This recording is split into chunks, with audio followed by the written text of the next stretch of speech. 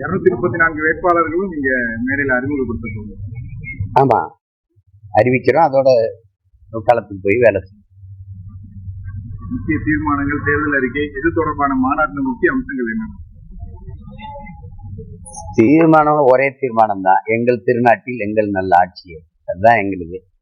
அதுல மற்ற கட்சிகளை போல அந்த தேர்தல் அறிக்கை கொடுக்கறது இல்லை. நாங்க எலெக்ஷன் மேனிஃபெஸ்டோங்கிறாங்களா, அது இல்லை எங்ககிட்ட.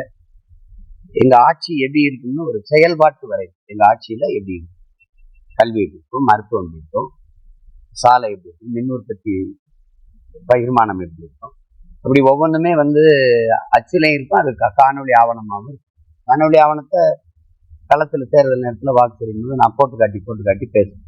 அது இருக்கும். ஏன்னா எங்க மக்களுக்கு தெளிவுபடுத்தணும்னு நினைக்கிறேன்.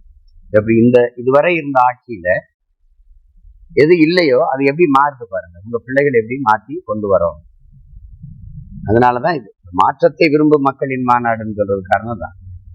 இந்த அரசியல்கள்ல பழக்கமா இருக்குது, ஒண்ணு இருக்குது. இதுல இருந்து ஒரு மாறுதல் வேணும்னு நினைக்கிற எண்ணம் கொண்ட என் மக்களுக்கான ஒரு மாநாடா தான் இருக்கு. அதனாலதான் அது மாற்றத்திற்கான எளிய மக்களின் புரட்சிங்கிற ஒரு முழக்கத்தை முன் வச்சோம். அப்ப இது தமிழ் இன அரசியல் வரலாற்றில் இது ஒரு பெரும் பாய்ச்சலா இருக்கு. ஒரு வரலாற்று பெரும் மாறுதலாகவும் ஒரு படிநிலை முன்னேற்றமாகவும் இருக்கு. அது உறுதியா இருக்கு.